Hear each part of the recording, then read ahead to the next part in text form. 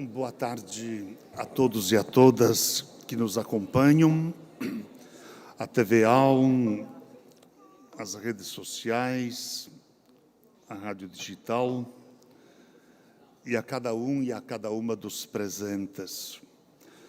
Sob a proteção de Deus, declaro aberta a presente sessão e convido o delegado Egídio para proceder à leitura da ata da sessão anterior. Muito boa tarde, senhor presidente. Boa tarde a todos que nos acompanham presencialmente ou também pelos nossos meios de comunicação virtuais. Ata da 56ª sessão ordinária da primeira sessão legislativa da 20ª legislatura da Assembleia Legislativa do Estado de Santa Catarina, realizada em 22 de junho de 2023. Presidência, deputado Maurício Skudlark. Secretaria, deputados Fabiano da Luz Adoc. Às 9 horas do dia 22 de junho do ano de 2023, nessa cidade de Florianópolis, capital do Estado de Santa Catarina, reuniu-se a Assembleia Legislativa em sessão ordinária. Havendo quórum regimental, o senhor presidente declarou abertos os trabalhos e convidou o senhor deputado Fabiano da Luz para, como secretário ad hoc, proceder à leitura da ata da sessão anterior, que, em consonância com o parágrafo 1º do artigo 106 do Regimento Interno, o senhor presidente deu a por aprovada. Expediente. O senhor presidente comunicou que foi distribuído eletronicamente. Breves comunicações. Fez uso da palavra o senhor deputado Fabiano da Luz. Grande expediente. Fez uso da palavra o senhor deputado Sargento Lima, do PL. Ordem do dia. Foram aprovados os pedidos de informação números 294 e 295 de 2023 e as moções números 1071 a 1082 de 2023. O senhor presidente ainda deferiu os requerimentos números 2.355 a 2.366, e comunicou que encaminhará aos destinatários as indicações números 719 a 728 de 2023. Ato contínuo, o senhor presidente suspendeu a sessão para a manifestação do padre Daniel Zilli da Holt, pároco da Paróquia Sagrada Família, para divulgar a 44ª Festa de São Cristóvão, que acontecerá nos dias 8 e 9 de julho no município de Araranguá. Explicações pessoais. Não houve oradores inscritos. Nada mais havendo a tratar, e antes de encerrar a sessão, o senhor presidente convocou outra ordinária para terça-feira, no horário regimentar. Para constar, eu, quarto secretário, lavrei a presente ata. Era isso, senhor presidente. Obrigado, deputado delegado Egídio. Em discussão a ata que acaba de ser lida, não havendo quem queira discuti-la, a mesma está aprovada. Solicito à assessoria que proceda à distribuição do expediente. Breves comunicações. Primeiro orador inscrito, ao qual concedo a palavra por até 10 minutos, deputado Geri Consoli. Vossa Excelência, que fará uso da palavra em breves comunicações, tem o tempo de até 10 minutos.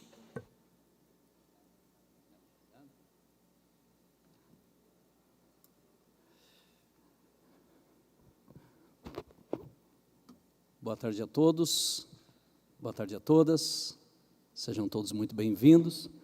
Deputado Padre Pedro Baldiceira, que está presidindo a sessão desta tarde, deputado delegado Egídio, colegas deputados, colegas deputadas, os servidores dessa casa, as pessoas que nos acompanham pela TVA. Eu ocupo a tribuna nessa tarde, deputado Padre Pedro, para dar uma devolutiva e falar também de comprometimento. A devolutiva do que foi a audiência pública do último dia 22, no Alto Vale do Itajaí, mas sendo composta por representantes de todos os vales e de todas as regiões do estado de Santa Catarina que se preocupam com esse tema. É importante que eu dê uma devolutiva, é importante que eu preste contas do que lá fizemos. Para tanto, eu elenquei principais pontos que vão pautar o nosso plano de trabalho do Oravante, para que nós possamos verdadeiramente gerar ações que retirem do papel obras importantes que há muito estão paralisadas, né? Primeiro ponto, é importante que retomemos esses assuntos, porque nos últimos anos, os assuntos de cheia só vinham à pauta nos momentos em que as cidades enchiam d'água. 2, tirar da gaveta projetos importantes que lá estavam parados, e há muito, no Alto Vale do Itajaí, junto com a BR-470, serviam de palco para campanhas eleitorais estaduais e municipais. 3, trazer informações atualizadas a respeito das situações da limpeza, desassoreamento dos rios, da manutenção das margens. E o assunto que junto com isso veio à pauta naquele momento é sobre a construção de novas unidades de geração de energia, lá, bem próximo, aonde nós iremos sim construir o canal extravasor de Salto Pilão. Essa pauta, esse assunto da construção de novas unidades geradoras de energia, das instalações desses equipamentos, nos trazem 2 sentimentos. E eu vou repetir aqui as falas do presidente da AMAV, da Associação dos Municípios do Alto Vale do Itajaí, e prefeito de Rio do Sul, senhor José Tomé, que diz que ocorreu uma outra audiência pública pouco antes da nossa. Essa audiência pública ocorreu de forma sorrateira, de maneira mal divulgada, proposta pelo IMA na cidade de Indaial. Os relatórios, por assim chamar lá apresentados, não são conclusivos e tem muitos fatores a serem analisados com mais propriedade. Não será assim. Eu protocolei ofício solicitando ao IMA que esta audiência seja feita no Alto Vale do Itajaí, na cidade de Rio do Sul, com a presença dos prefeitos, será amplamente divulgada e já vamos discutir 2 pontos muito importantes naquele momento. Primeiro, os royalties do resultado dessas unidades geradoras. Segundo, que esses royalties já serão carimbados, com destino específico para serem investidos nas melhorias das limpezas do rio, contenção das margens, canal extravasor de Salto Pilão, conservação de fauna e de flora. E deixo claro que a nossa intenção é sim que se instale essas unidades geradoras de energia, e que seja da forma mais correta, e que dê muito resultado financeiro sim, para os investidores, porque consequentemente trará resultados para a manutenção dos nossos rios e mitigação de cheias e de secas. 4º ponto, que a partir de agora os vales trabalharão em unidade. Após anos de falas que Blumenau e Rio do Sul têm divergências políticas sobre esse tema, esclarecemos e colocamos um fim nisso. Se houve algum dia, acabou, não terá mais.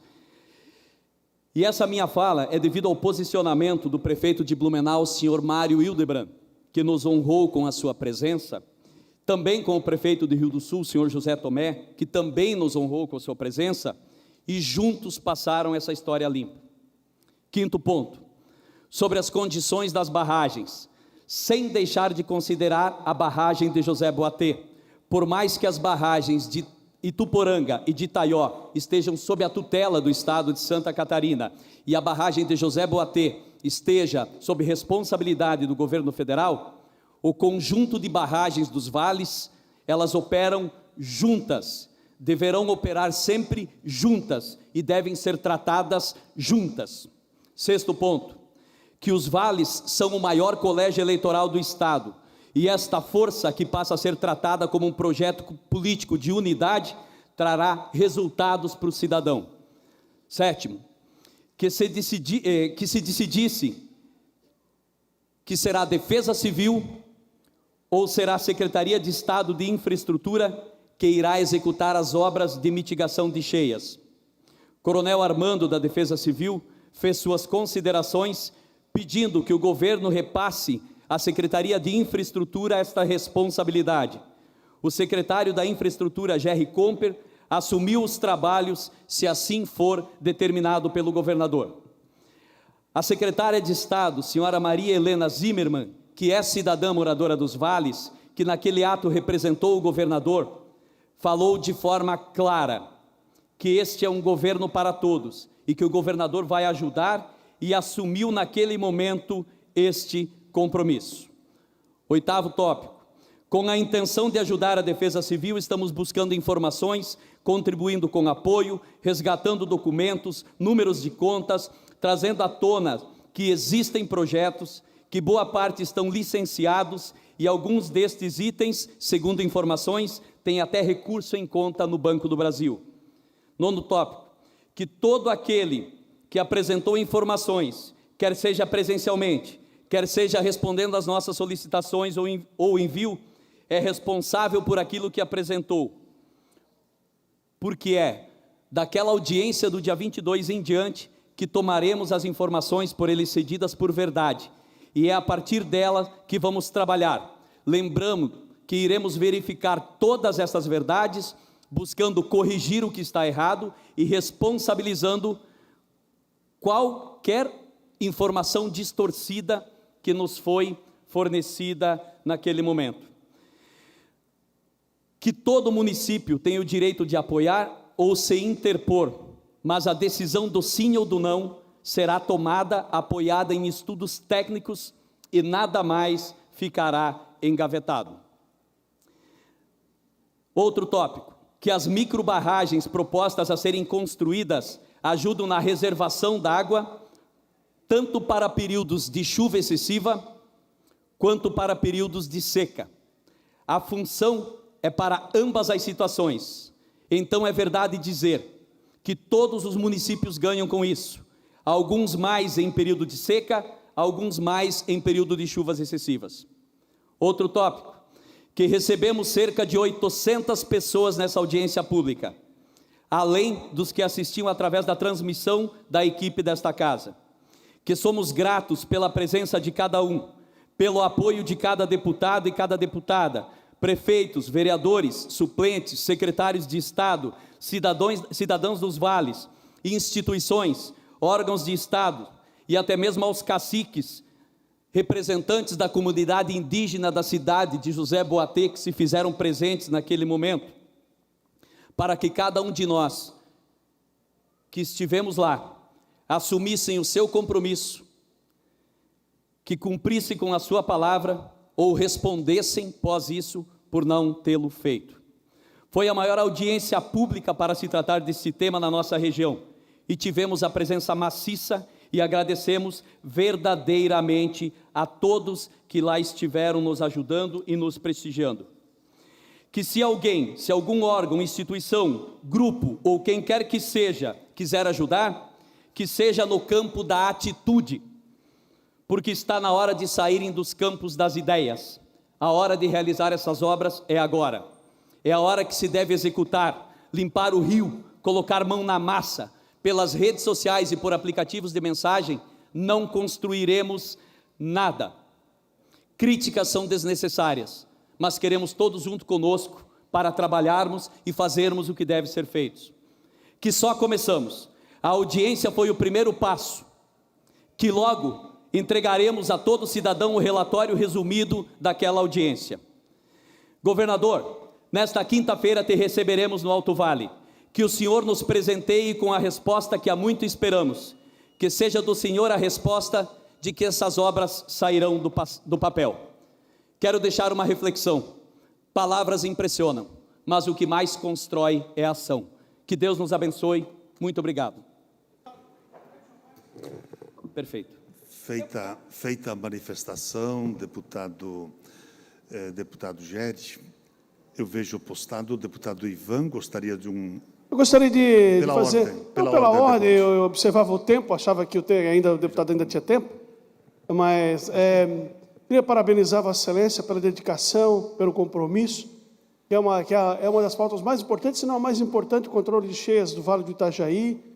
A região de Rio do Sul realmente merece esse serviço. Não é uma luta de hoje, não é uma luta de quase uma década, né, de construção, de recuperação do nosso sistema de contenção de cheias.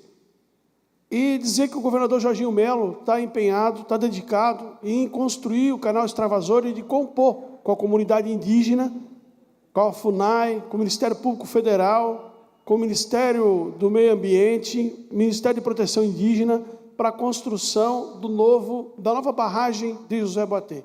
Isso é fundamental e o empecilho de Brasília é que nos impede de realizar esse grande sonho. Mas Vossa Excelência está de parabéns, mostra quanto é importante ter um deputado aqui de Rio do Sul, aqui na Assembleia Legislativa. Muito obrigado. Deputado Gery, concedo Vossa Excelência mais 1 minuto. Ok. Deputado Ivan, foi muito bonito ver a união dos vales, essas obras são importantes, elas estão prejudicando o desenvolvimento econômico de toda aquela região. Eu sei do seu empenho no passado em nos ajudar com isso, nós precisamos do seu apoio e do apoio de todos os deputados. Se houver um outro momento de fala, né, que o senhor possa estar conosco, nos ajudando, porque o nosso intuito é realmente contribuir com tudo aquilo que for possível, né? E nós enxergamos agora uma luz para seguir em frente. Muito obrigado pelo seu posicionamento, pelo seu apoio, nós temos muito respeito por ti, porque também já nos ajudou com isso no passado. Obrigado, deputado. Feita a manifestação, deputado Gery, na sequência, inscrito para falar em breves comunicações, deputado Carlos Humberto. Vossa Excelência, que fará uso da palavra, tem o tempo de até 10 minutos.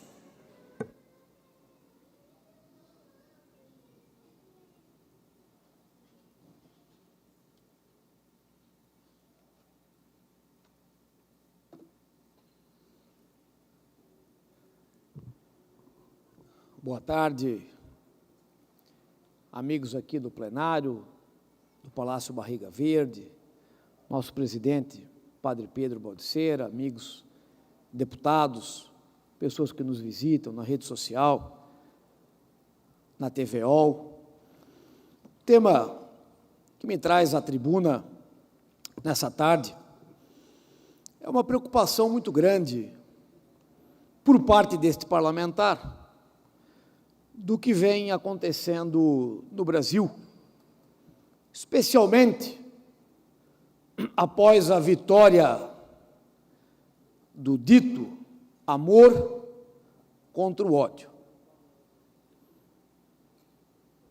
O presidente Bolsonaro, que foi forçado a disputar uma eleição, no mínimo, para medir bem as palavras, bem desigual, foi um presidente que, depois de muito tempo, começou a endireitar o Brasil, economizando, cuidando, se dedicando, criando empregos, gerando oportunidades, desenvolvendo e levando o Brasil para o local que ele merece, que é o primeiro lugar do pódio do planeta Terra. Depois dessa eleição, volto a dizer, no mínimo, conturbada, onde o nosso presidente praticamente foi arrancado do poder, as manchetes no Brasil, que eram de desenvolvimento, que era de trabalho, que era de economia, elas começaram a mudar, e mudar bastante. Manchete do G1, Lula troca informações sigilosas com a inteligência da Venezuela. Se isso aqui não for crime de responsabilidade, depois de apurado, claro, eu não sei o que é. Lula quer estatizar a Braskem e salvar a Odebrecht, diz aqui o Poder 360. Presidência compra 11 imóveis no valor de R$379 mil, Câmara, sem licença, com licença de licitação, com dispensa. Presidente do Brasil, segundo a Folha de São Paulo, afirma que o problema do agronegócio é ideológico. Lula, segundo a CNN, minimiza a ditadura da Nicarágua e compara Ortega a Merkel, um ditador sanguinário, a um Estado democrático como é o da Alemanha. Segundo a revista Metrópolis, Ministério de Lula gasta pouquinho, 510 milhões de reais sem licitação.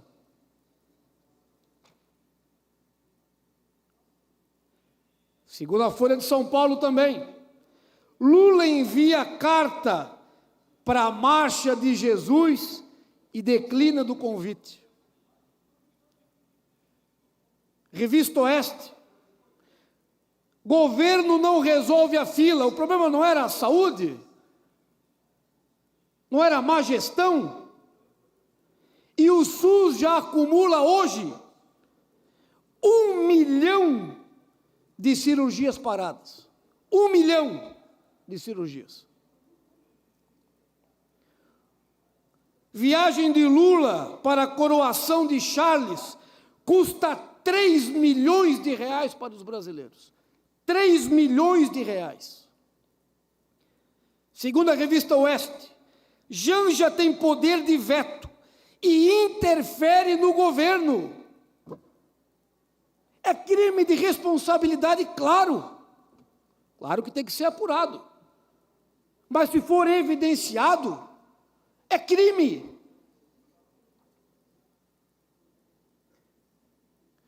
Governo Lula aumenta os tributos da gasolina e do etanol. Está cheio de gente aqui. Dia 1º vão no posto de gasolina. Aproveita essa semana e enche o tanque do carro. Porque a partir da semana que vem é no bolso do pagador de imposto brasileiro.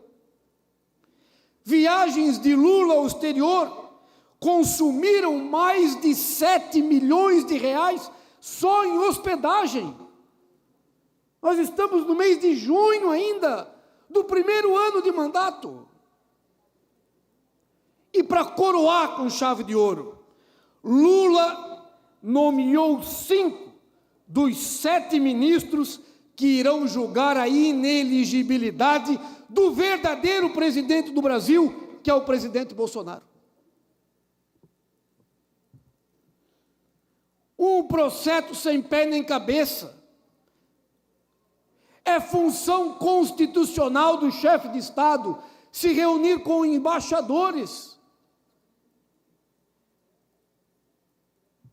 Uma ineligibilidade inventada, na opinião desse deputado.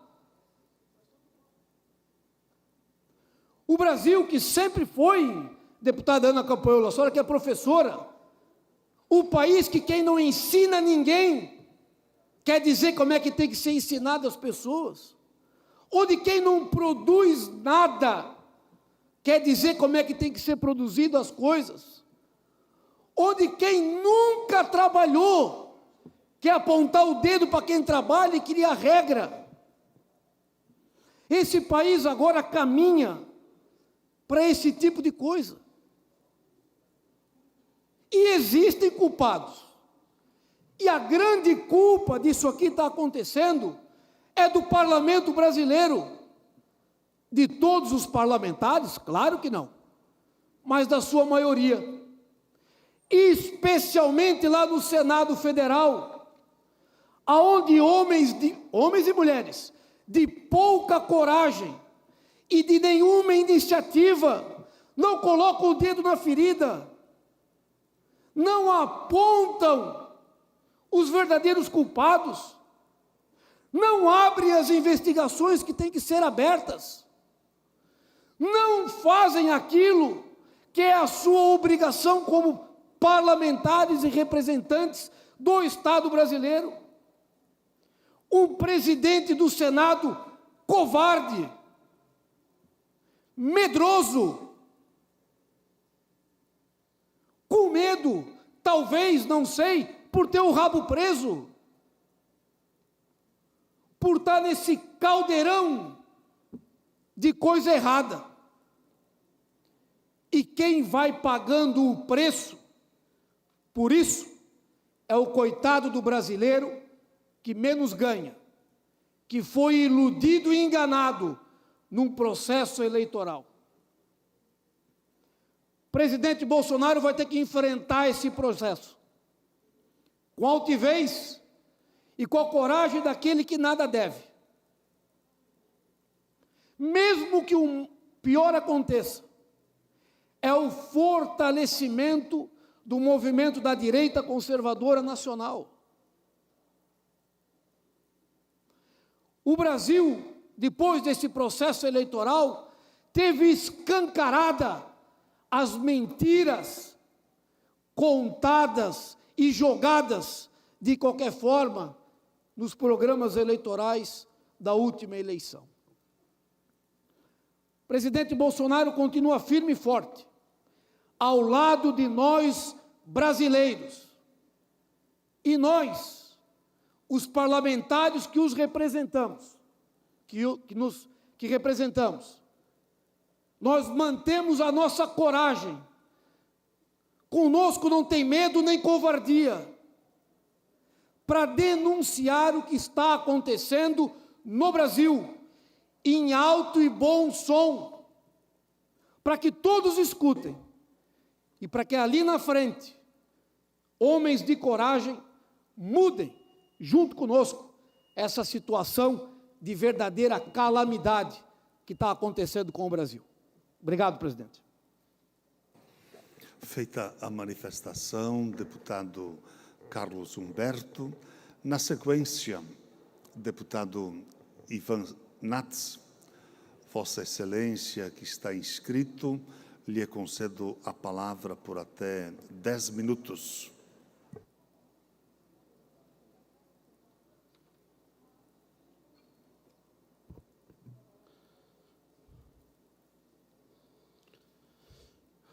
Boa tarde, catarinenses. Boa tarde, senhores deputados. Boa tarde, quem nos acompanha aqui na Assembleia Legislativa. Está na hora da gente resolver essa questão, né? O pessoal está sempre presente aqui, fazendo seus movimentos, se apresentando por uma coisa muito importante, que é trabalhar, né? Todo mundo quer trabalhar. Ninguém está aqui para pedir favor. Todo mundo está aqui para pedir o trabalho. Isso é muito digno e acredito que o governo tem a obrigação de resolver essa questão o mais rápido possível para poder dar oportunidade para todo mundo trabalhar. Então, muito boa tarde a todos vocês. Eu queria fazer hoje uma reflexão, senhor presidente, a respeito dos golpes que tem sofrido a pesca catarinense. O setor pesqueiro catarinense vem sofrendo duros golpes, principalmente do governo federal, e não é desse governo, quero deixar bem claro, já é do governo anterior e do governo anterior também. Há cerca de 15 anos, aproximadamente, o setor pesqueiro catarinense vem sofrendo ataques permanentes dos órgãos ou do controle ambiental ou dos institutos de pesquisa, que de pesquisa absolutamente não tem nada. O setor pesqueiro vem sendo tratado como uma indústria que o Brasil não quer, que Brasília não quer, mas que é de fundamental importância para a sobrevivência de milhares e milhares de famílias do litoral catarinense.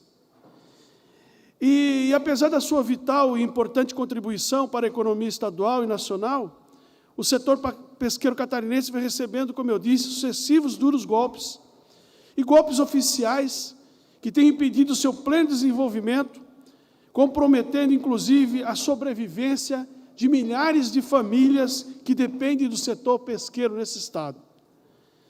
Desde 2018, a política estadual de pesca do vizinho estado do Rio Grande do Sul vem gerando discussões judiciais através da ADIM, protocolada no Supremo Tribunal Federal, porque esta lei afeta diretamente as embarcações pesqueiras do estado de Santa Catarina.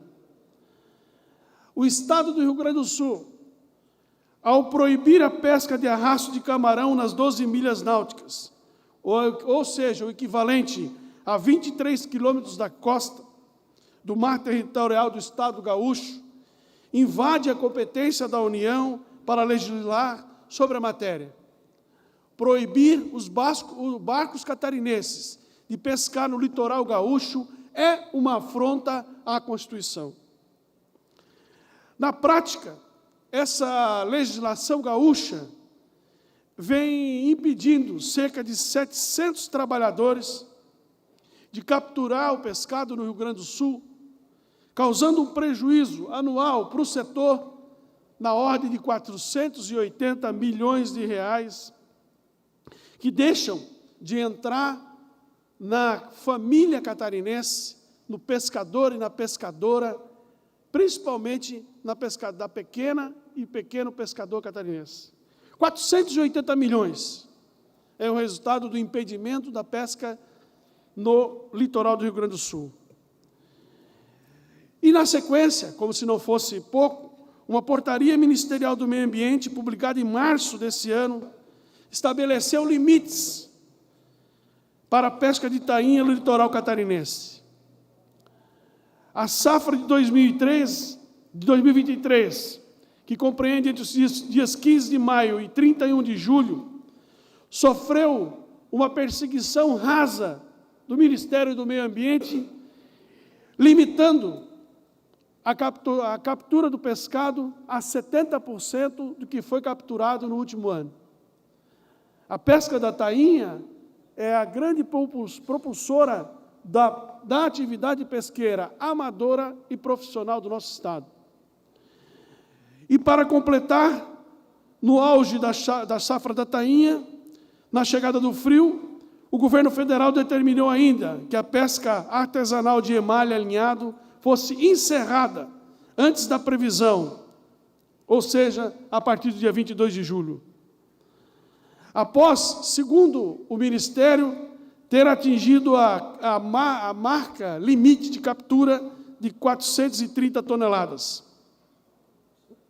E de quebra, o nosso Estado catarinense ainda teve negado, por ordem de decisão judicial que convalidou a posição do Ministério do Meio Ambiente, a proibição da captura da tainha através da indústria.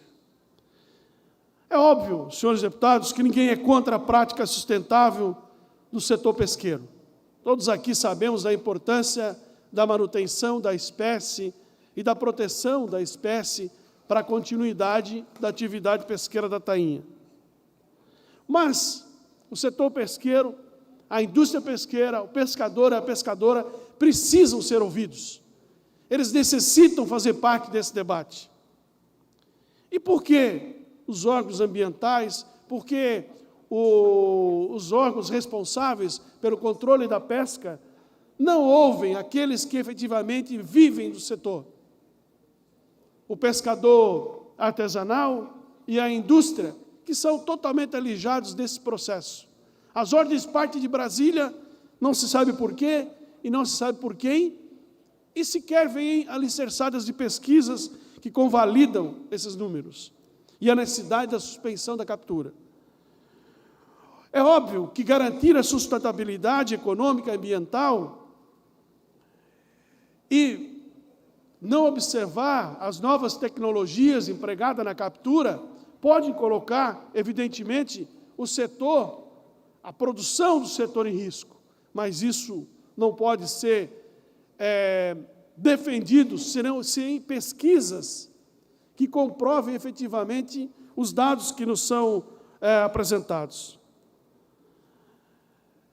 O setor pesqueiro catarinense é responsável por 60% de toda a exportação pesqueira brasileira. Exportação pesqueira que parte para toda a parte da terra, da Ásia ao Oriente, à Europa, aos Estados Unidos, América do Norte, América Central. Cerca de 500 embarcações em Santa Catarina dependem da atividade pesqueira. 10 mil trabalhadores atuam no setor pesqueiro com carteira registrada. Essas pessoas merecem respeito. E não só essas que trabalham com carteira registrada, aquelas milhares de outras famílias que dependem do setor pesqueiro para sobreviver, para continuar alimentando o seu filho, alimentando a sua filha, alimentando a sua família. Ninguém aqui é contra qualquer espécie de proteção ambiental. Ninguém é irresponsável em não compreender que é preciso fazer política pública de proteção ambiental. Mas nós precisamos dos dados, nós precisamos das informações, nós precisamos das pesquisas para poder convalidar os números que nos impedem de pescar. Então, nós vamos continuar monitorando protestando, mas fundamentalmente defendendo o pequeno pescador, o médio pescador e o grande pescador catarinense. Porque eles movimentam a economia desse estado, geram emprego, renda e ajudam a construir a sociedade que a gente vive hoje. Brasília tem que parar de perseguir a pesca catarinense. Muito obrigado, senhores deputados.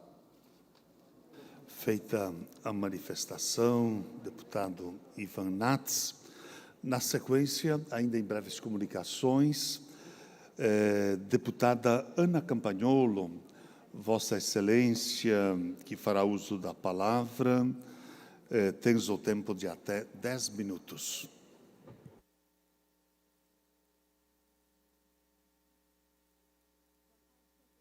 Boa tarde àqueles que nos ouvem nas galerias, senhores deputados, meus colegas. Já está repetitivo o número de vezes que eu subo a essa tribuna para falar sobre esse mesmo assunto. O mau uso do espaço público, das escolas públicas, por maus professores, para fazer qualquer coisa antiética que não corresponda às funções do seu trabalho, que não corresponda ao concurso que prestaram e ao motivo pelo qual o Estado os contratou para trabalhar. Dessa vez, novamente, venho falar sobre uma professora que, em vez de honrar os seus alunos, ministrando a disciplina pela qual é paga pelo meu e pelo seu imposto, pelo imposto de todos que estão nos assistindo também, resolveu, durante o horário da aula, dessa vez um pouco mais particular, outras vezes eu trouxe doutrinações mais abrangentes, mas ela resolveu, durante o espaço da aula, falar mal desta deputada. Resolveu que o espaço escolar, dentro da escola, era um ótimo lugar para falar sobre os deputados, e especificamente sobre mim, e eu quero que os senhores ouçam o que ela disse, porque disso nós tiraremos alguns aprendizados. Por favor. A linguagem não é nem pronome meu. Sim, está certo, mas claro, a linguagem muda toda hora. Mas nós vamos discutir errado. Então, calma. É o seguinte, aqui em Santa Catarina nós temos uma deputada, né, que inclusive foi a mais votada do Estado. Ana Carolina Campagnolo. Deus que me perdoe, né? Uma quadrúpede, basicamente. Um cérebro de, sei lá.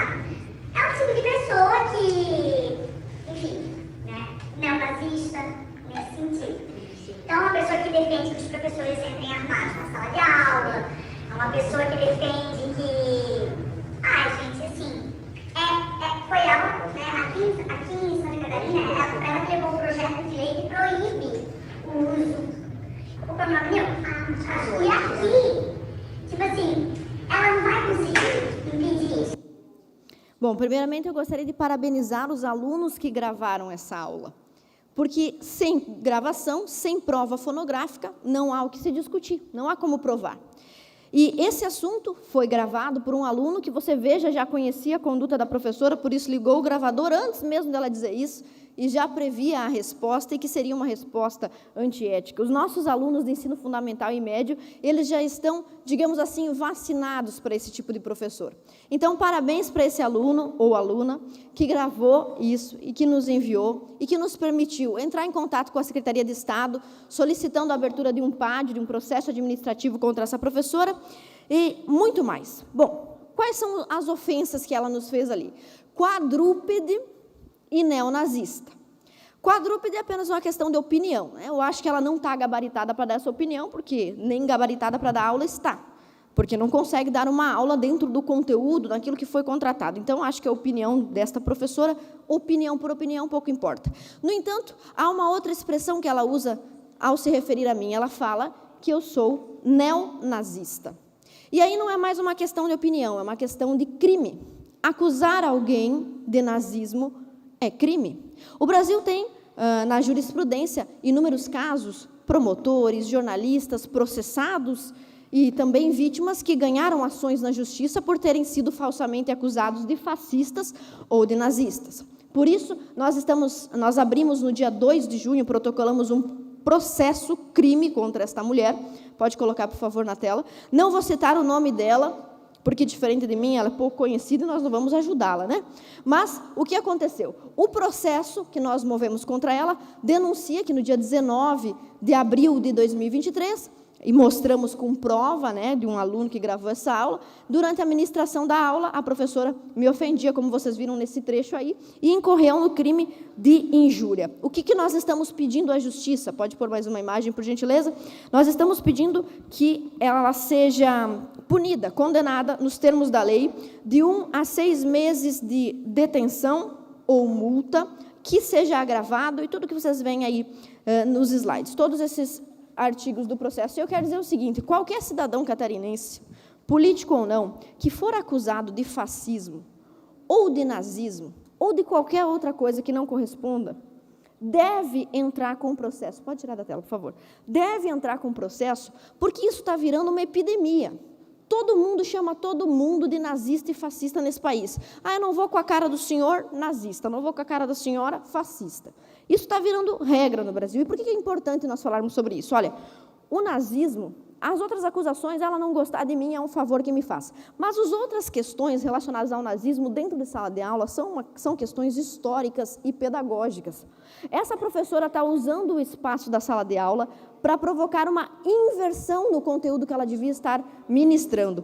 Essa professora está cometendo um ataque contra o intelecto dos seus alunos. Esses alunos em sala de aula, eles têm o direito de receber uma educação científica, uma educação histórica séria, correspondente ao que aconteceu na história, sobre comunismo, sobre fascismo, sobre nazismo, e eu tenho certeza, eu poderia, inclusive, apostar o meu diploma de professora de história, que essa cidadã não tem a menor ideia do que seja fascismo ou qualquer regime totalitário, e não saberia descrever com propriedade o que é fascismo, e está lá na sala de aula falando sobre isso e sobre nazismo. Então, tem uma questão muito importante sobre isso, por que isso é uma injúria e é um crime. Coloca na tela para mim, por favor. No meu histórico de vida intelectual, de escritora e também de deputada, eu sempre subi essa tribuna para denunciar o totalitarismo. Aí tem apenas 5 vídeos que vocês podem ver, 48 mil, 20 mil, 33 mil visualizações, 240 mil visualizações. São vídeos no meu trabalho como professora e deputada, onde eu denuncio os regimes totalitários, onde eu falo contra o nazismo e não a favor dele. E é muito interessante, pode tirar da tela, por favor, é muito interessante que geralmente quem nos acusa, quem acusa a nós conservadores, pessoas de direita, de sermos nazistas, são aqueles que de fato carregam na sua conduta ou no seu discurso elementos que participaram do que foi o nazismo e o fascismo e o comunismo ao longo da história. Então, diferente dos que me acusam, e talvez provavelmente diferente até mesmo dessa professora, eu sou contra a eugenia. A eugenia é uma das características fundamentais dos regimes totalitários. Eu sou contra o aborto.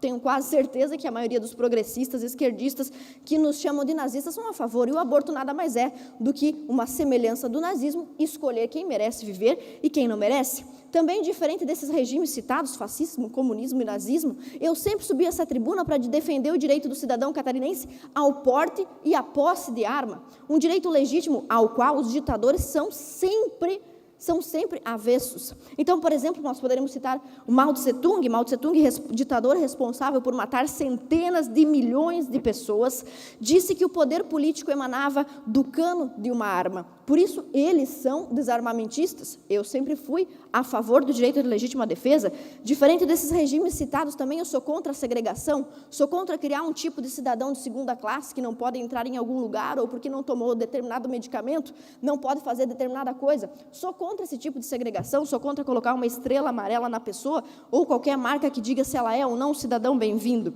Sou contra tudo isso. E a questão é o seguinte, não só é uma injúria contra mim e por isso a professora será processada, está sendo administrativamente e agora também criminalmente, mas isso tem acontecido com o estado de Santa Catarina. Vocês já devem ter visto recentemente outra ignóbio passou pelo nosso estado e acusou um dos nossos municípios de ter casas nazistas simplesmente porque não conhecia os sobrenomes comuns aqui no nosso estado. Então, os jornalistas fazem isso, os políticos fazem isso. E por que tanto ataque contra Santa Catarina? Eu vou dar 5 motivos muito brevemente. Santa Catarina é o único estado do país que conseguiu alcançar um nível adequado de alfabetização no 2º ano do ensino médio. Santa Catarina é o estado que tem o menor número de domicílios, o menor número de casas que precisam de ajuda de programas sociais. Santa Catarina também, segundo o PNAD, está perto de alcançar o pleno emprego, quer dizer, aqui as pessoas trabalham, aqui as pessoas são decentes.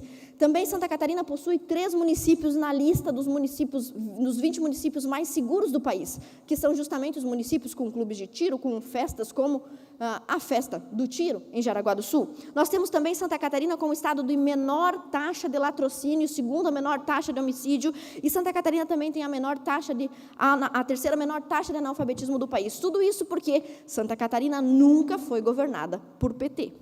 Santa Catarina nunca foi governada pela extrema esquerda ou pela esquerda. Por isso que Santa Catarina e seus deputados, seus representantes, os conservadores em geral, são sempre acusados dessa maneira. E o que eu quero deixar de mensagem aqui, com o discurso de hoje, é que os alunos fazem muito bem em gravar os professores que cometem delitos contra seus direitos humanos e contra seus direitos de liberdade de aprender. Então, fazem muito bem esses alunos. E, segundo Santa Catarina, sempre será defendida nessa tribuna por essa deputada. Frente a essas acusações absurdas, estas sim, de quadrúpedes, né?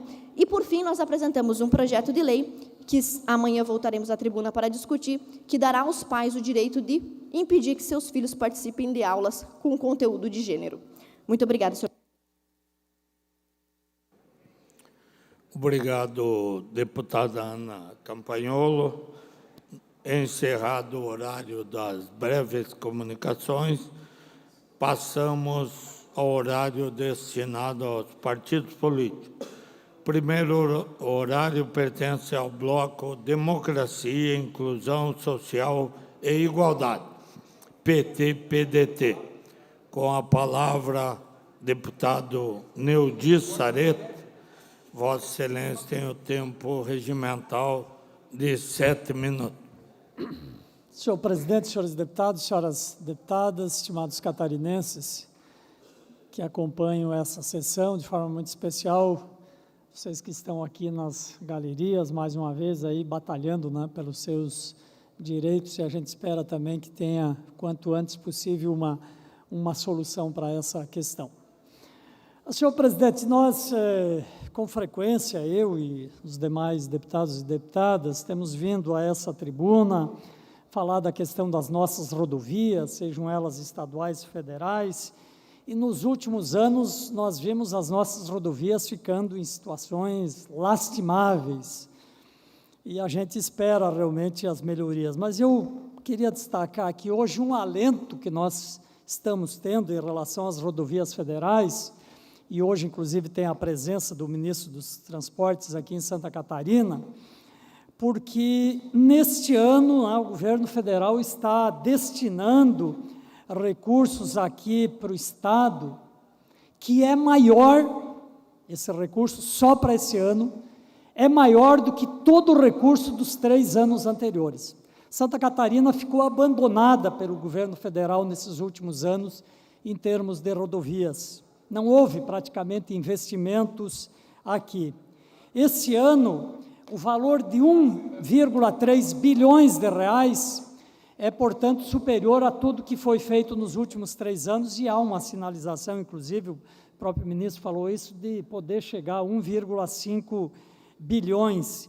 Portanto, a gente vê expectativa e esperança de andar um pouco essas obras, ou que estavam paradas. Vamos pegar lá 163, lá no extremo oeste, deputado Maurício, andou ano passado porque o Estado botou recurso, o federal tinha abandonado lá. Agora está em andamento lá e a gente tem expectativa que vai ser concluída.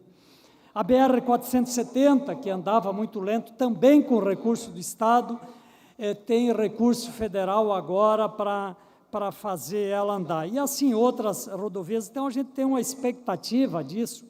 E a expectativa aí, deputado Márcio, de ver um alento também para 282, que é essa rodovia que sai daqui da ponte, ela inicia na ponte e vai terminar lá no extremo oeste de Santa Catarina. É uma luta, sim, para duplicar, mas a gente sabe que duplicar toda essa rodovia é um tempo mais longo, então, em termos mais imediatos, nós termos as terceiras faixas e também a duplicação, aí sim, das travessias urbanas. Mas falando, por exemplo, desse trecho aqui de Florianópolis até Alfredo Wagner, até Lages, as terceiras faixas precisam ser construídas imediatamente e vão trazer um alento, eu tenho certeza, na melhoria dessa rodovia.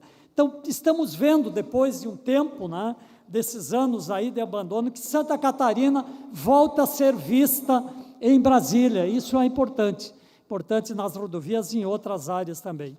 E eu quero, antes de concluir, não poderia deixar de fazer mais uma referência à questão de saúde, não só por presidir a Comissão de Saúde da Assembleia, mas também hoje tivemos o lançamento de uma frente parlamentar, visando a defesa mais ali da questão dos hospitais, né, capitaneadas pelo deputado Milton, mas eu preciso fazer uma referência também desse momento que nós vivemos, e temos falado tantas vezes aqui da ampliação dos leitos de UTI em Santa Catarina, que estão todos ocupados, e precisa ser aberto em caráter de urgência, mas se não houver lá na atenção básica uma atenção muito especial, nós vamos estar sempre pedindo mais leitos e mais leitos de UTI. E lá na atenção básica, que é a fundamental, a questão da imunização é fundamental. Lamentavelmente, Santa Catarina não atingiu sequer 50% da meta de vacinação na questão da gripe, por exemplo. E isso é um fator que vai levar mais uma vez, está levando, já está nisso, encher as emergências dos hospitais, encher os leitos de UTI, e é preciso reverter isso. A atenção básica é fundamental, nós não vamos ter solução para a melhoria da saúde dos catarinenses se não tiver uma atenção voltada para a questão da atenção básica, que envolve uma série de fatores de prevenção, de ampliação dos agentes comunitários de saúde, não só para fazer trabalho burocrático, é preciso voltar para o campo, estar lá visitando as famílias, fazendo prevenção, conversando, ampliação das equipes, estratégias, saúde da família, ampliação dos esclarecimentos para a comunidade, da prevenção, enfim, os agentes da endemia, olha a dengue aí como pegou de forma violenta o Estado agora, que deu esses dias de frio, não hoje que está quente, mas deu os dias de frio, acalmou um pouco, mas lembrando que o mosquito já está resistente ao frio também. Então, precisa ter atenção básica lá na saúde, na atenção básica, prevenção, e a questão da imunização também é um tema fundamental que precisa ser melhorado em Santa Catarina. Obrigado, senhor presidente. Obrigado, deputado Sareta. O próximo horário pertence ao bloco Podemos Republicanos Novo, e com a concordância do deputado Mota, deputado Fabiano da Luz fará uso da palavra pelo tempo de até 7 minutos.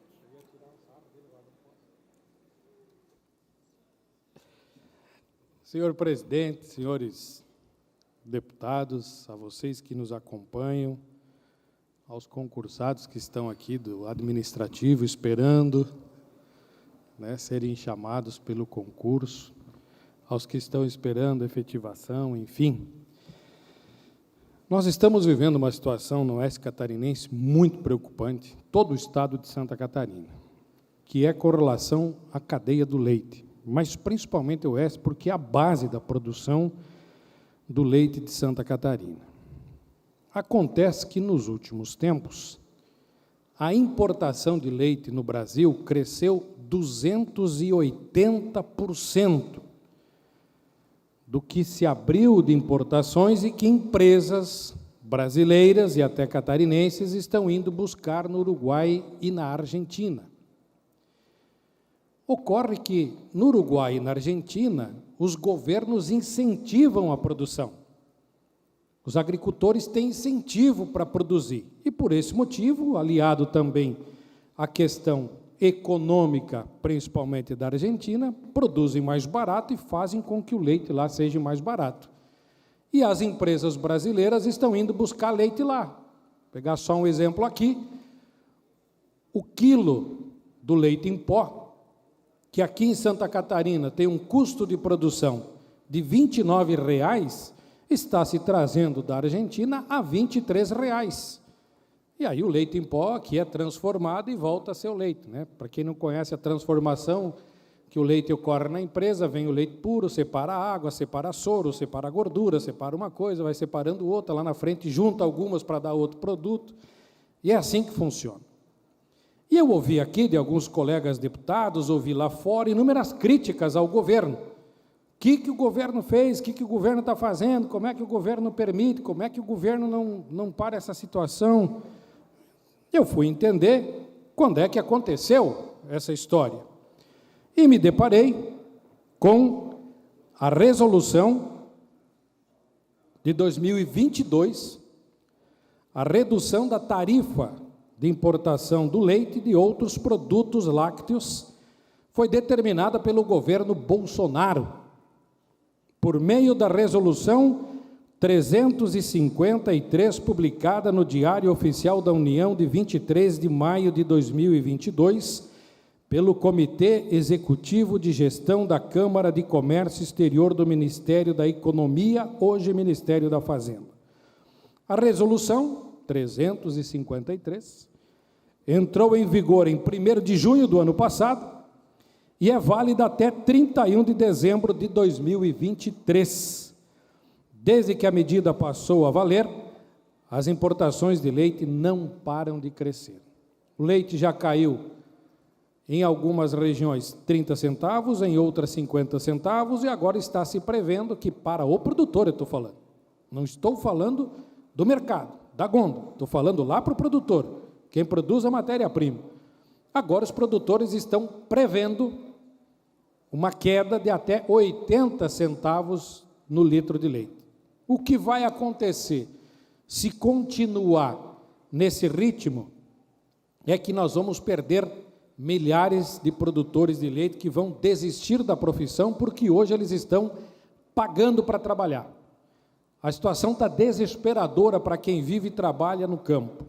E nós aqui estamos fazendo um debate e agora nós precisamos intensificar isso, que é da regularização do ICMS do leite aqui em Santa Catarina, para que o nosso produto tenha valor de mercado competitivo com Paraná e Rio Grande do Sul, porque nós produzimos muito mais do que consumimos e agora ainda enfrentamos a situação de uma entrada grande de leite de outros países aqui em Santa Catarina, né? Leite que vem como matéria-prima para a indústria, que transforma esse leite e coloca no mercado com a marca deles. É um grande problema que nós estamos enfrentando hoje. E, por outro lado, quem esteve ontem à noite aqui na Assembleia Legislativa e quem acompanhou hoje pela manhã, e ainda está acontecendo, a visita do ministro dos Transportes a Santa Catarina, o ministro veio e anunciou para o nosso estado catarinense mais R$ 1,3 bilhão para esse ano, concluir todas as BRs de Santa Catarina. O último grande investimento que nós tivemos em Santa Catarina foi a ponte Anita Garibaldi em Laguna, que foi ainda no tempo da presidenta Dilma. Depois nós passamos 2 anos sem nada. Nos últimos 4 anos tivemos umas 2 motocicletas e um passeio de jet ski.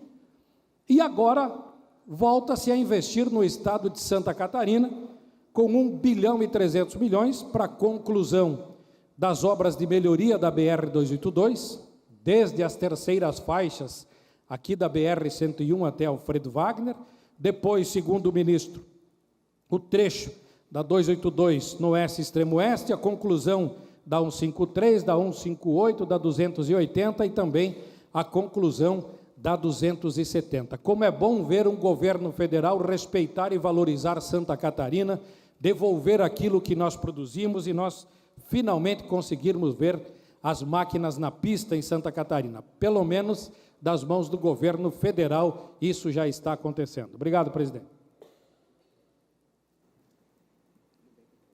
Obrigado, deputado. Antes falamos no deputado Mota, né? Agora nós temos 2 Mota, então, deputado Sérgio Mota, nosso pastor e grande líder aí. Presidente. Com a palavra, o deputado Jair Mioto. Presidente, gostaria de fazer o registro da presença nesta casa hoje do eminente vereador Jair Alexandre, da cidade de Criciúma, que é presidente da Frente Parlamentar do Terceiro Setor, que são as entidades assistenciais, as ONGs, e nos honra hoje aqui com a sua presença aqui assistindo o nosso plenário. Obrigado, deputado Jair Mioto. Fazemos nossas homenagens. Próximo horário pertence ao PSOL. Próximo horário pertence ao PL.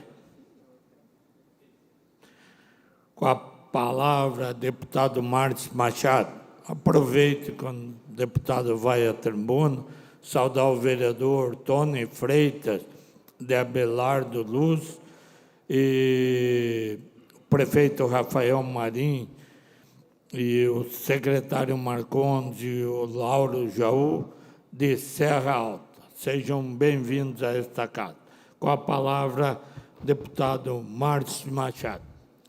Obrigado, presidente. Cumprimento Vossa Excelência, deputado Maurício Kudilark, os nobres colegas, o público se faz presente, o povo catarinense que nos assiste na TV Alesc e nas redes sociais como um todo. Senhor presidente, o que nós temos um grande desafio na Serra Catarinense é a questão da rede elétrica nas escolas do Estado. Vem de muito tempo, de várias gestões, essa procrastinação, e cada inverno torna-se mais rigoroso, necessitando sim instalar muitos ares condicionados que estão parados. Para a gente ter uma noção, em São Joaquim, a única escola do Estado que tem ar-condicionado instalado e funcionando é a Escola Manuel. As outras escolas, Colégio São José e outras escolas lá, não têm a rede elétrica adequada para poder instalar. Então, o desafio é, para a Regional de São Joaquim, professora Singra, para a Regional de Lages, professor Armando Duarte, para que tenham agilidade e possam conseguir os projetos e aí fazer a captação de recursos com a sede, para que a gente possa trocar toda a fiação. Porque vai muito além de colocar apenas um ar-condicionado e ligar, porque precisa mudar a fiação, colocar toda a estrutura necessária para que o colégio não pegue fogo, não suporta a rede, e vai ligar um aquecedor, cai a rede. Então, nós precisamos ter esta habilidade e essa agilidade. Então, esses dois grandes gestores, tanto a professora Singra, que vem da Escola São José, que fez uma transformação naquela escola, o professor Armando, ex-diretor do Colégio Industrial, que também revolucionou o Colégio Industrial, é necessário agora, nas suas alçadas, nós trabalharmos de uma forma intensiva e rápida, para que a gente possa ter, de fato, o ar-condicionado, tanto frio quanto quente, para que a gente tenha as crianças um lugar adequado. Estudos feitos, por exemplo, com Robert Cialdini, As Armas da Persuasão e Persuasão.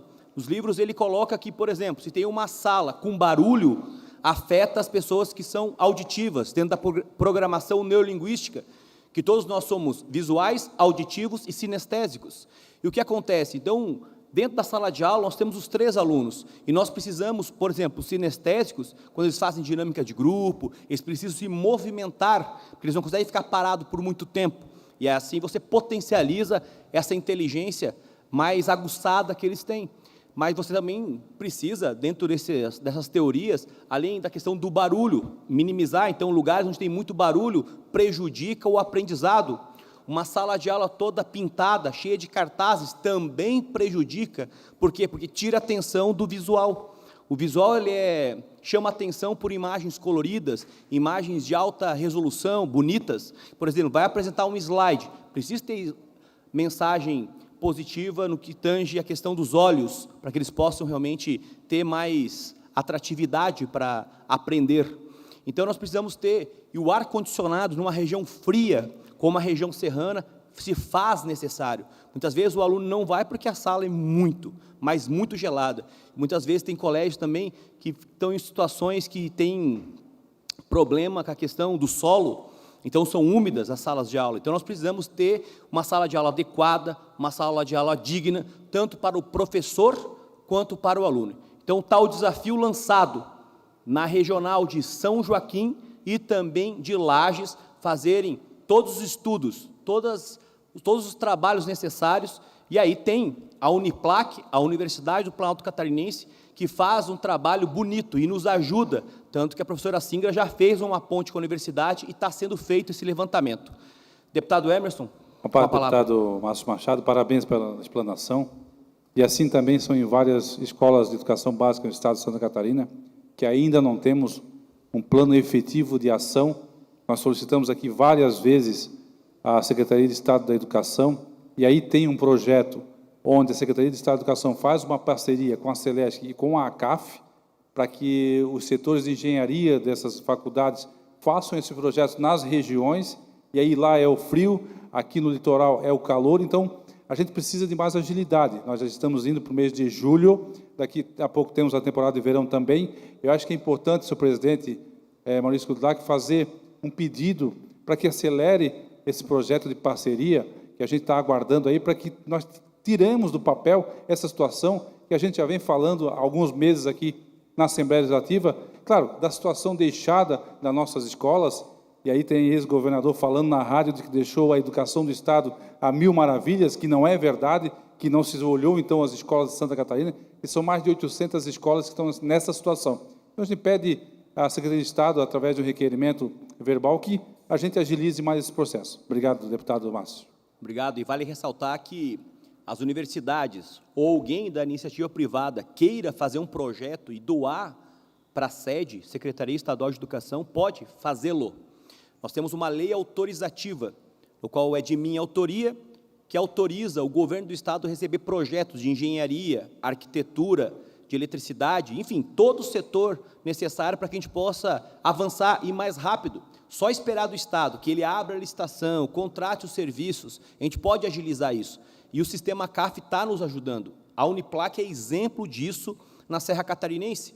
Eu consegui, através das emendas impositivas, recursos para placas de energia solar. A nossa meta é que, em toda a Serra Catarinense, nos hospitais filantrópicos e nas APAES, tenham energia solar. Mas, muitas vezes, para poder fazer o convênio, que não é de fundo a fundo, quando eu direciono o meu recurso para uma cidade, para um município, é de fundo a fundo. Então, o dinheiro entra direto na conta. Agora, quando é para entidades, é via convênio, e é uma questão mais burocrática, mais morosa, e assim eles, de vez em quando, pedem alguns projetos de engenharia, na questão também elétrica, que a gente precisa resolver, e a universidade está nos ajudando, ajudou o hospital lá de Anita Garibaldi, muito obrigado à Universidade do Planalto Catarinense, ajudou também a APAE de São José do Cerrito, está nos ajudando com o Hospital de São Joaquim, para que a gente possa agilizar, para que a gente possa desburocratizar e fazer a coisa acontecer, porque quando a gente destina, deputado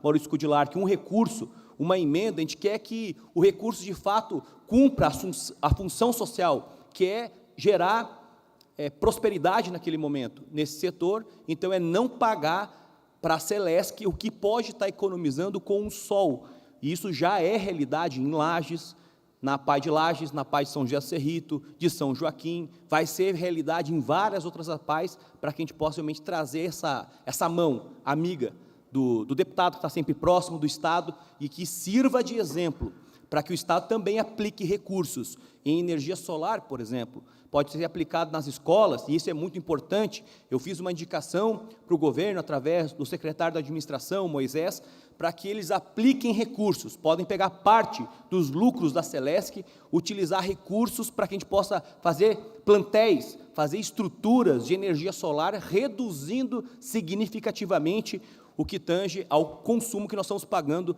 para a Celesc. E isso pode ser um grande movimento, de inteligência e de antivisão. O que é antivisão? A visão é o que eu enxergo. A antivisão antecipa o que pode acontecer. Então, por exemplo, os municípios, eles têm a COSIP.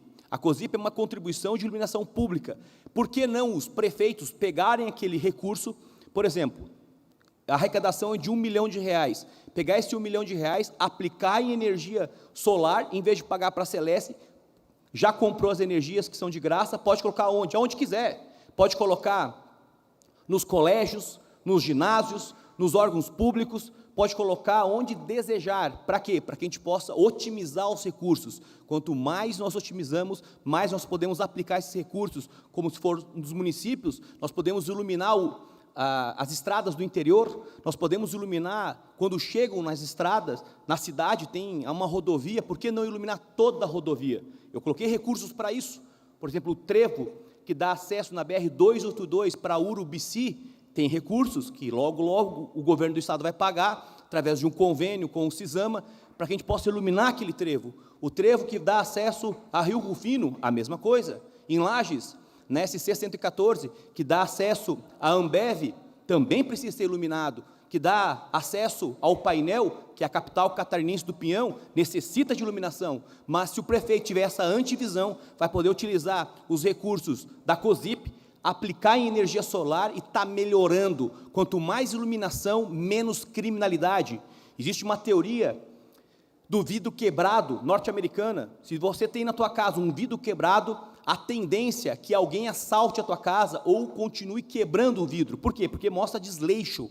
Então, o setor público precisa o quê? Quando acontecer uma pichação, limpar rápido. Quando tem áreas que tem escuridão, nós precisamos iluminar. Para quê? Para reduzir a criminalidade e aí trazer mais segurança para a sociedade. É isso que nós queremos, um lugar de bem, um lugar que a gente possa ir e vir com a nossa família, ter o nosso patrimônio e não se preocupar com a bandidagem, que cada vez se alastra mais, mas nós precisamos ter medidas rápidas de segurança e pegar exemplo de outras cidades, de outros países que deram certo. Obrigado, presidente. Obrigado, deputado Márcio Machado. Aproveito para registrar a presença da colega delegada Mônica Forcellini Coimbra, nossa delegada regional de polícia de Palhoça, junto com a agente policial Simone Vargas. Sejam bem-vindas à casa. Também registro a presença do vereador Claudinei da Silva e Carlos de Mello, vereadores do município de Campo Belo do Sul. Continuando no horário dos partidos políticos, próximo horário pertence ao Bloco Social Democrático, MDB, PSDB. Com a palavra, o deputado Emerson Stein. Aproveito para saudar também a presença dos representantes dos ACTs aqui na casa e também dos concursados da SAP. Sejam bem-vindos. Essa casa é a casa do diálogo e da solução. Com a palavra, deputado Emerson Stein. Boa tarde, senhor presidente. Boa tarde a todos os deputados, aqueles que nos assistem pela TV UOL. Na verdade, senhor presidente, eu vim a essa tribuna para agradecer aí a resposta da indicação feita por esse deputado, junto à Secretaria de Infraestrutura, onde solicita melhorias estruturais, manutenção e limpeza da rodovia C-414, que liga Navegantes a Luiz Alves. Recebi a resposta aqui que nos deixou animados. O secretário de Infraestrutura desta Secretaria de Infraestrutura, que se realizasse projeto para melhorias na C-414. Com isso, a diretoria de projetos solicitou relatório de vistoria técnica em campo, o qual já foi encaminhado, em que consta a atual problemática da rodovia, contemplando o apontamento da necessidade de implantação de acostamento, tratamento de interseções críticas que causam insegurança, entre outros aspectos. Desta forma, o projeto a ser elaborado contemplará todas as intervenções necessárias para a melhoria da segurança viária e do conforto dos usuários ao trafegarem na referida rodovia. Acerca da limpeza e roçada, informamos que os serviços foram realizados na terceira semana do mês de maio, conforme fotos em anexo que aqui está. Acerca da sinalização horizontal, a demanda já está inserida no programa de manutenção e será realizada dentro do prazo de 60 dias, de acordo com o cronograma com orçamento limitado pelas gerências. Então, agradecer ao secretário de Infraestrutura, Jerry Comper, onde a C-414 a gente esteve visitando no mês de abril, com vereadores de Navegantes, onde mostraram para nós essa demanda e a gente logo fez aí as indicações, assim como outros deputados também já fizeram esses pedidos, presidente Maurício Kutlack, e aí a gente tem essa resposta, que o mais importante, o que vem acontecendo, que é satisfatório, as respostas que estão chegando. Chegou agora para mim também uma resposta referente à saúde do Hospital Pequeno Anjo, aqui eu vou falar no dia de amanhã, mas é importante salientar que as coisas estão andando, estão acontecendo, e nos próximos dias também teremos aí respostas referentes à EC 410, que liga Tijucas até Nova Trento, onde o secretário de Infraestrutura, secretário Gerri, já destinou aí o coordenador regional para fazer lá os projetos das demandas necessárias. O que tenho para hoje é isso, presidente. Muito obrigado. Obrigado, deputado Emerson. Próximo horário pertence ao bloco União PSD-PTB. Com a palavra, o deputado Sérgio Guimarães. Deputado repórter Sérgio Guimarães.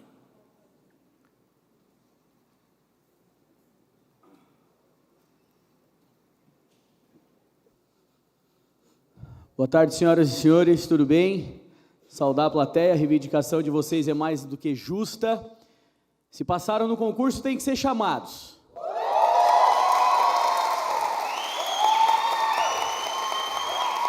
Mas o que a gente vê às vezes,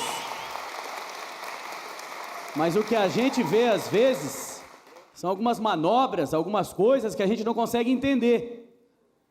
Então, vocês sabem que abracei a causa dos policiais penais, deu tudo certo. O deputado Maurício também foi um grande parceiro. E podem contar comigo, vocês sabem, já conversei há pouco ali embaixo com a Diandra. A Diandra é uma incansável,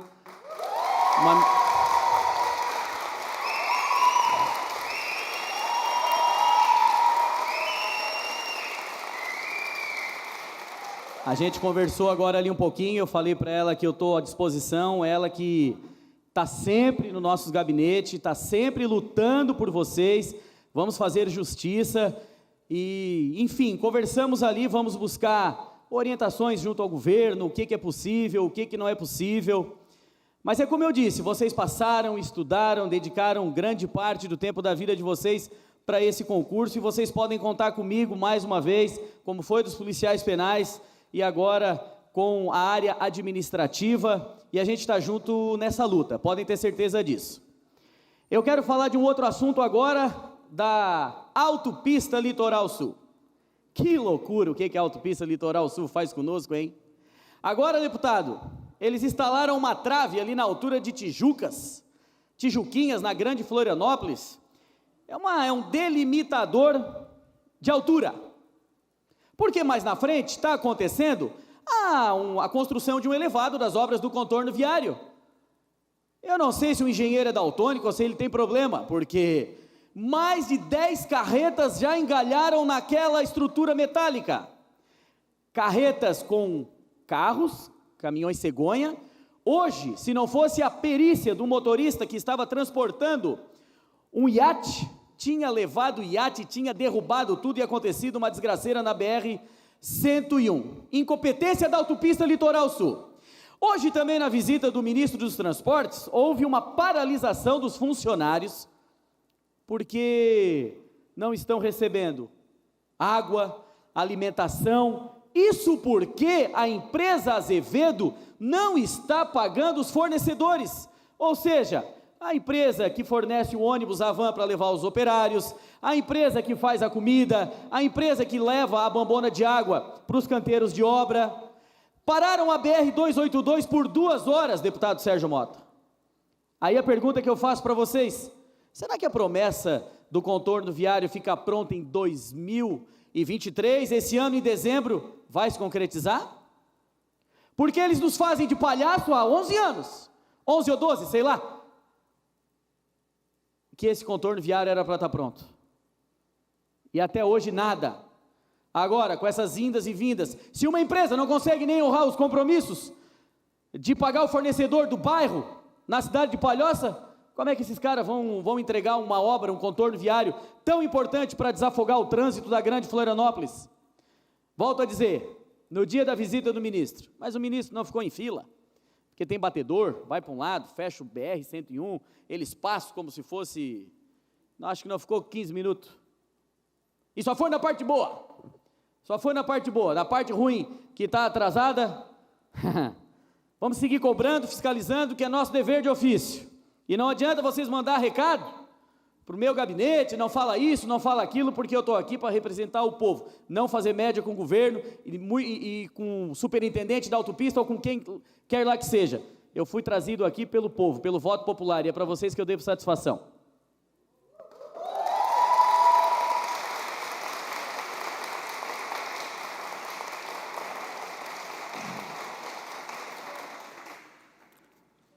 Obrigado, deputado repórter Sérgio Guimarães. Vossa Excelência tem sido um guerreiro nessa casa aí. Estamos juntos nas lutas.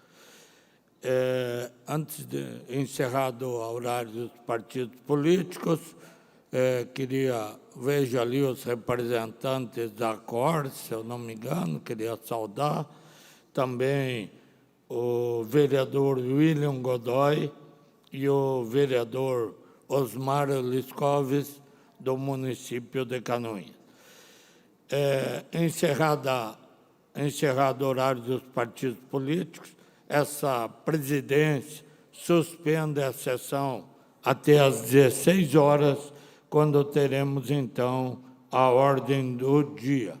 Está suspensa a sessão.